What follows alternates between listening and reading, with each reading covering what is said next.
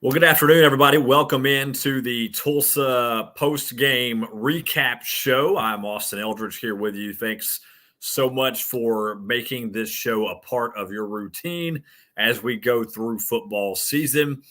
Nick unable to join me this afternoon, but he will return with me as we get into the Kentucky preview show that will come later in the week. So stay tuned for that.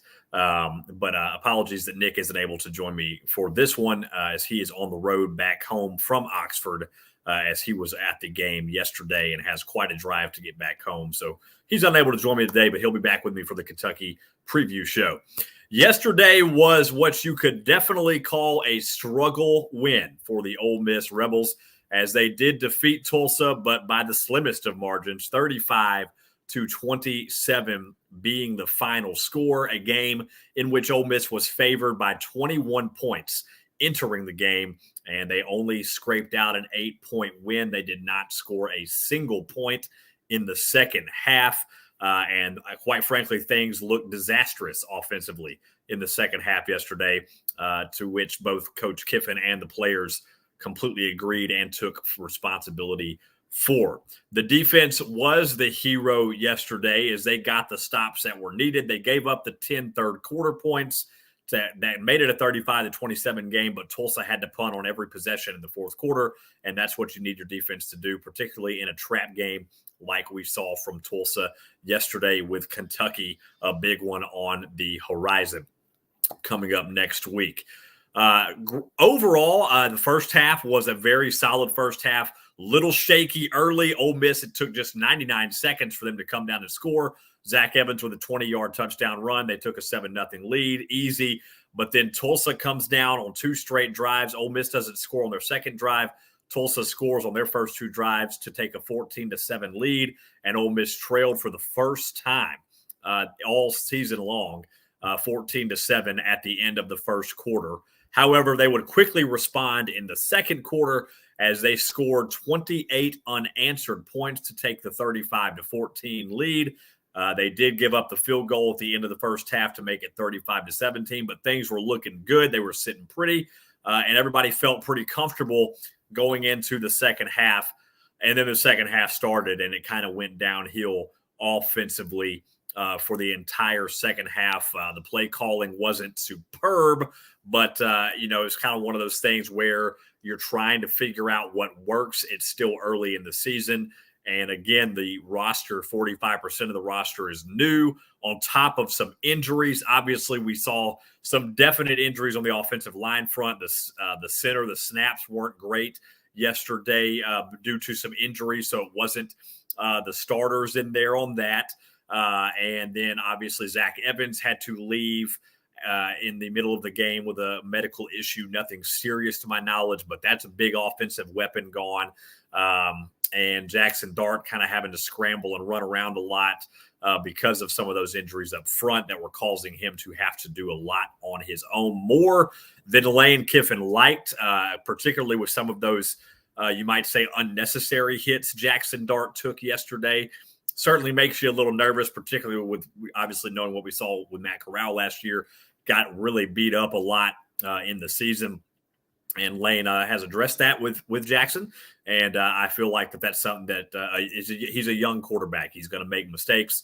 He's going to take hits he shouldn't take. He's not going to get down every time he needs to. These are things that you learn and develop as a young quarterback. And Lane Kiffin, of course, the quarterback guru, will certainly be dealing with that with him. Of course, Jackson Dart is officially the starting quarterback now. I know a lot of you are going to be thrilled to hear that we actually have starting quarterback within the team. Obviously, that was known prior to yesterday's game. It was made officially public per se after yesterday's game, as Lane Kiffin has officially named Jackson Dart as the starter. Luke Altmaier will be the backup quarterback officially. So Jackson Dart will be preparing to take on Kentucky next week when the Wildcats come to town. SEC Nation will be in town as well. I was hoping for College Game Day, didn't get College Game Day. They're going to go to Clemson for Clemson and NC State. Not necessarily surprised about that one, but SEC Nation will be here. Yesterday's performance, I expected Tulsa to have some good drives early. Ole Miss had not faced a team that was solid in the passing game yet. Troy has a decent passing game, but nothing like what Tulsa brought in. The number one passing offense in the country with Davis Brin. He had thrown for just over 1,200 yards coming into the game yesterday. And I expected what we kind of saw early, that Ole Miss wouldn't be necessarily completely ready for it in the secondary. The zone coverage proved to be ineffective, and Davis Brin was just kind of picking them apart and easily moving Tulsa down the field, and they got a couple of easy scores. You have to adapt and change in game for situations like that. So not necessarily surprised at what we saw from that yesterday. The defense quickly turned it around in the first half. They didn't give up any more points after those first two drives in the first half until that last second field goal. So they did a great job of adjusting.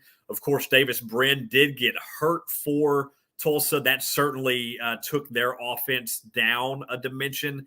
Had Davis Brin stayed healthy in that game, we might be talking about a potential upset here this afternoon with the way he was playing. You never know, obviously, but I'm sure that he was disappointed that he didn't get to finish that game. But he definitely was injured. Right knee did not look good. He was not able to put a lot of weight on that right leg after he took a hit there. And so he had to go out. Braylon Braxton, however, came in, did a great job for Tulsa. Not a big thrower, but he was running and he was taking advantage of Ole Miss not tackling well yesterday. That was a big problem for the Rebels yesterday. Not a lot of good tackling. They were kind of letting Tulsa run all over them. And Tulsa took advantage of that and made it a close game at the end. This was kind of one of those games that you almost half expected Ole Miss to sleepwalk through, as much as we didn't want them to and as much as we wanted to think they wouldn't. When you have an opponent like Kentucky coming in next week, when SEC play starts next week, it's a big game at home, then you kind of almost have this gut feeling that Ole Miss isn't going to be at their best for a game like this, and that's exactly what happened yesterday. Now, as has been the case all season long, the running game for Ole Miss was phenomenal yesterday, particularly with Quinshon Judkins. 27 carries, 144 yards. He got a couple of touchdowns. Zach Evans got 53 yards and a touchdown before he exited the game.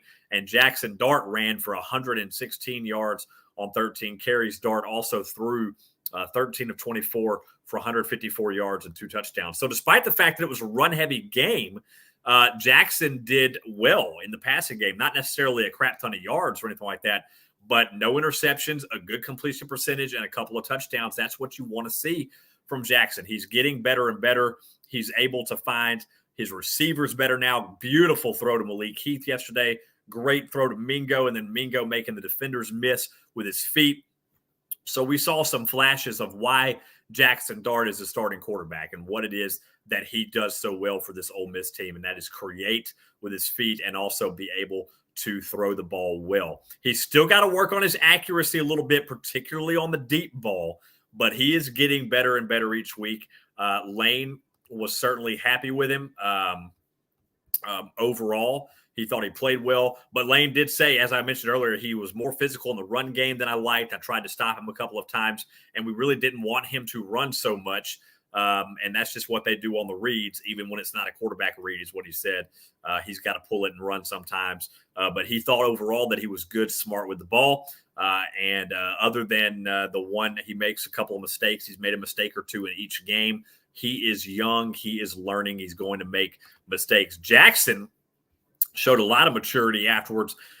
What he was talking about, he didn't say a whole lot about the quarterback battle other than he's trying to compete. He had obviously nothing negative to say about Luke Altmaier, but no one was happy about the way that this game went, particularly the team. And Jackson's exact quote was, in the locker room, we weren't very happy. That's not the standard we want to play at each and every day. We have to come back for this week coming up. It's a big one. It's a huge step for our team as a whole. And we can't afford to have any other hiccups like we did tonight. And they're going to come in tomorrow and start working. Obviously, the 24-hour rule is a big thing with Lane Kiffin, and then they're on to Kentucky.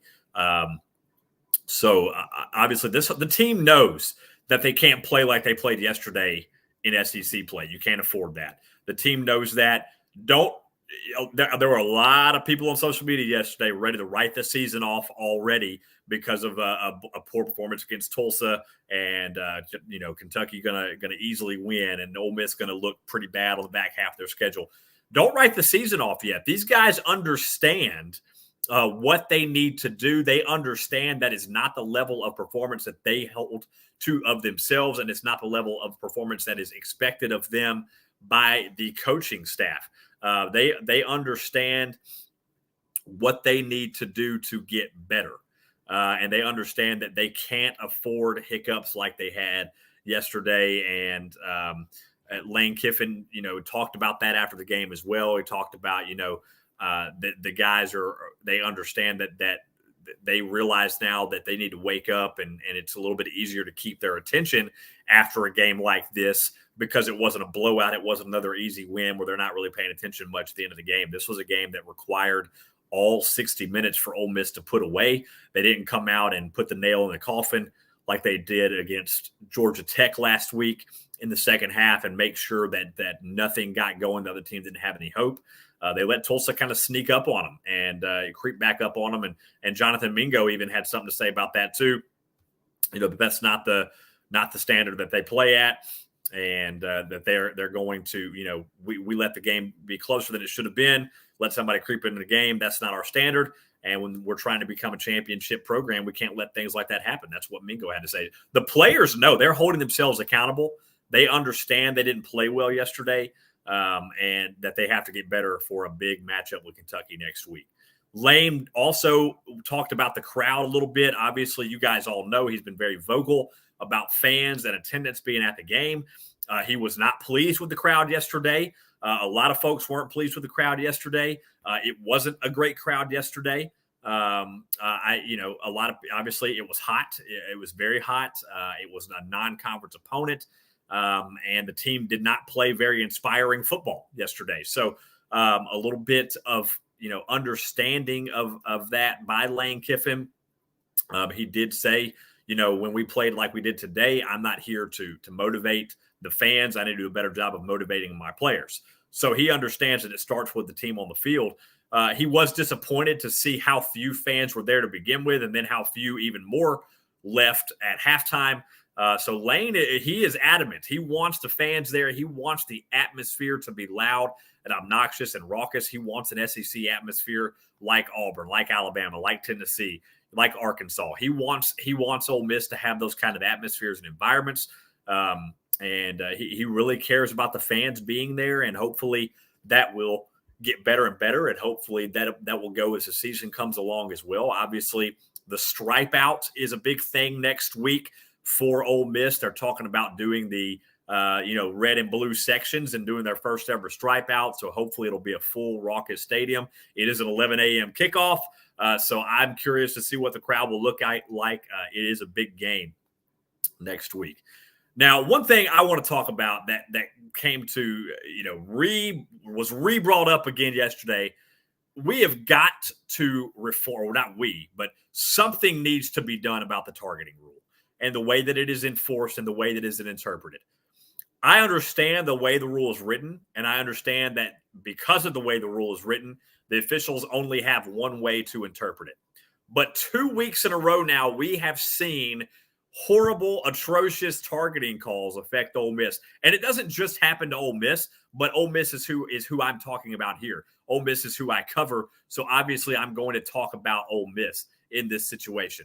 Obviously, you guys all remember the targeting call against Georgia Tech from last week. I'm going to throw that picture up on the screen here in just a moment. As you guys will remember this picture. This is a still shot of the targeting call that happened against Ole Miss. You can see it right there on your screen, that the Troy Brown is clearly leading with his shoulder. It is the side of his helmet there is hitting the offensive player. The offensive player lowered his head into the contact, and yet he was rewarded with a targeting call on that play right there. That was from last week. Troy Brown was out for the remainder of that game because of that call. Then this week, now this picture is going to be a little bit more blurry. I'm just going to let y'all know now. But this week obviously was more it affected Ole Miss more because this is Otis Reese in the second half. Now I know this picture is a little bit more blurry, but if you look at Otis Reese's helmet, you see the red stripe of the top of the helmet on your screen there.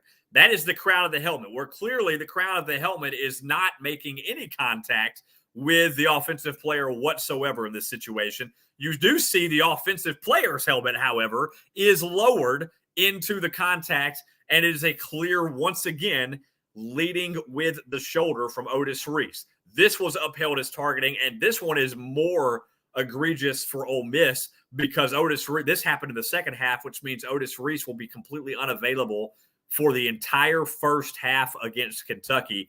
That is a major blow on the defensive end for Ole Miss. So these targeting calls are completely out of hand. Again, I understand that the rule is written this way and the officials enforce the rule as written. I understand that. But if we can get those pictures right there on Twitter during the game, then with the technology that they have at these replay centers with their cameras and their views and their angles, there is no reason or there is no way they can't see that exact same view and understand that is not targeting and should not be targeting. And if we can get that, then they should be able to get that too. And it's very frustrating to see officials continue to have to take games into their hands, essentially, with calls like this that are now affecting teams for an entire half next week. So Ole Miss will be without Otis Reese for the first half next week because of an egregious targeting call that shouldn't have been targeting, and the rule needs to be reformed, just like Troy Brown was called for an egregious one last week. I don't know what needs to be done about it. I'm all about player safety. I completely understand player safety. I don't want to see guys getting hurt. I don't want to see guys getting paralyzed. I understand that part of it completely. But when it is a clean football hit that just so happens to be a hard hit, the officials are just throwing flags when they see anybody go down on a hard hit. And then once the call is made on the field, they go to the review, and then it has to be determined whether or not it was or wasn't targeting. And the other issue is ejecting a guy for it. You know, if you're going to call it 15-yard penalty, fine. Quit ejecting players for a hit that wasn't a dirty hit. When an offensive player lowers their helmet into a hit, they should not be rewarded with the opposing player who was just trying to take a body shot getting ejected from the game. So it's very frustrating to see this. It doesn't just happen at Ole Miss games. It happens across all of college football. There is no sport, it feels like, in which officials take games into their hands like football. There are so many penalties called like that are truly game-affecting calls. And in this case, a two-game-affected call because it affects the first half of the Kentucky game next week. And Ole Miss is going to be without one of their better players in the secondary in Otis Reese because of a call that should not have been upheld, in my personal opinion. I understand everybody has differing views on that, and some people are fully supportive of the targeting call as written. And but you know that is completely your prerogative. I disagree with it completely, and I think that something needs to be done about it because it's affecting games too much. And the fact that players are getting ejected for these football hits that aren't hurting people, they're not hurting the players. They're not dirty hits. They are just football hits that were made to look worse because of what the offensive player did. So I think something needs to happen with those. That is for sure. I don't see how that can continue to be a thing. I really feel like we need to have some form of targeting rule reform because it's just really causing issues, I feel like, in the game. We'll see. I don't know if that will ever happen. That's just my opinion on that. Feel free to let me know if you have a differing opinion or how you think it is. But those two calls in particular, I mean, you know, they just didn't seem like they were legitimate calls, and they shouldn't have been made, and they definitely shouldn't be affecting the team for the next week's game. That's the biggest part of it too, because quite frankly, I don't understand. I've never understood the suspension for the first half of the next game. even if you kept the targeting rule as is, as ludicrous as it is sometimes, what does it matter for the next week's game? If you're going to eject the guy for the rest of the game that week, so be it. The penalty occurred in that game. What does it have to do with next week's game? I've never understood that. It is a clear overstep and overreach by the NCAA to have that kind of just taking players out of games for multiple games because of a hit that occurred in one game. That is definitely over the line. So I definitely feel like something needs to be done about that, but we will see what happens with that. But overall, a win is a win. And I know it was an ugly win. I know it was a struggle win. I know people weren't happy with it. But if you look around the SEC yesterday, Georgia, the number one team in the country, the team who looked to have no weaknesses coming into this week, they had Kent State this week. It's a game that people thought was probably going to be 80-0 by the time it was over with. They gave up 22 points to Kent State and won 39-22. Auburn and Missouri was 17-14. Tennessee barely escaped Florida 38-33. Kentucky barely escaped Northern Illinois 31-23. It was a 2-point game between Texas A&M and Arkansas. The only teams that did not have a struggle were Mississippi State against Bowling Green, who is one of the worst teams in college football. Obviously, Alabama had no trouble with Vanderbilt, and LSU played New Mexico, who is another one of the worst teams in college football, and South Carolina played Charlotte, which is a Conference USA team. So everyone struggled yesterday. It was a struggle across the board. Miami lost to Middle Tennessee State yesterday at home. Just an unbelievable upset. Miami looking horrible early on. Penn State, after walloping Auburn at Auburn last week, only won 33-14 over Central Michigan yesterday. These are games that should have been blowouts in a lot of these situations, and the big name teams are struggling. Texas lost again, 37-34. Appalachian State they gave up 29 unanswered points to James Madison and lost yesterday.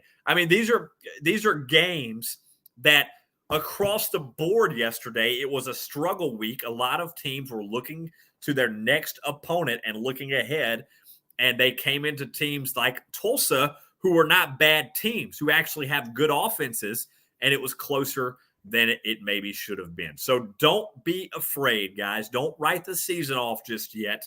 Don't think that that throw in the towel, everything's over because Ole Miss beat Tulsa by 8 points. It is not the end of the world. The team Ole Miss is facing next week in Kentucky only beat Northern Illinois by 8 points. So don't put too much stock in that. Don't worry about it too much. I get it. It was an ugly game yesterday. I understand everybody was kind of having heart attacks as the game went on, and it wasn't pretty. Don't let it affect you too much. It really isn't all bad. It's not all that it seems. Lane Kiffin has it under control. You better believe there's going to be some hard practices this week. I almost guarantee you. But I also know that Lane is going to be impressed with what he's seeing from his team and the maturity that he's seeing from his guys in the post game, knowing that they have to do so much better and understanding they didn't play well enough and understanding you cannot let a team like Tulsa get back in a game. You have to knock them out, as Jonathan Mingo said yesterday. When you've got them down, you've got to knock them out. You can't let them back in a game like that, and that is not what a championship team does. And Ole Miss is trying to get there, and these players understand that. And again, there were a lot of injuries yesterday, and the roster is still learning, and those guys don't use it for an excuse. I'm not trying to use it for an excuse, but these guys understand that they've still got some chemistry issues to work out, and they've still got a lot of protection issues to work out. And they've just got some small details that they have to work out. But sometimes those small details can come back to bite you in the butt like they almost did yesterday for Ole Miss. And the Rebels see it and they understand it.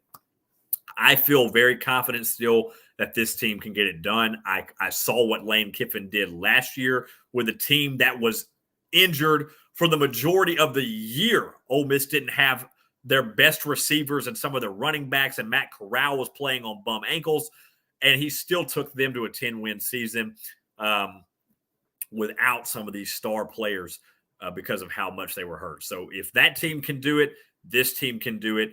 And I know that Jackson Dart is younger and doesn't quite have the experience and the skill set yet that Matt Corral had, so I'm not making that comparison. But I also know that Lane Kiffin can develop QBs like a lot of coaches can't, and I feel very confident that he's going to get this team on track. And I don't think we're going to see Ole Miss lay an egg like they did yesterday necessarily. I think we should be in for a good game. It is going to be probably a stressful game. It's probably going to be a scary game. Kentucky's a very good football team, and they're going to be coming in upset about the way they won over Northern Illinois, and they're going to be coming in looking to get maybe some revenge from that overtime loss Ole Miss put on them in Lexington a couple of years ago, back in 2020 with the COVID year and everything like that.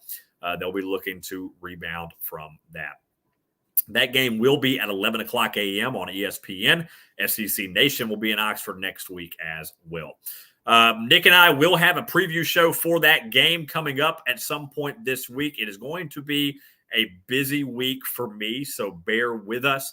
I have a lot going on this week, including some follow-up stuff appointment-wise for my surgery that I just had. So y'all bear with Nick and I. We will get a preview show to you. I don't know exactly what day that will be. We've been trying to do them on Wednesdays for you guys, so we don't compete with any kind of Thursday night football going on. I will tell you, it definitely won't be Thursday of this week, so you don't have to worry about that. We'll try to get it in per the usual on Wednesday if we can.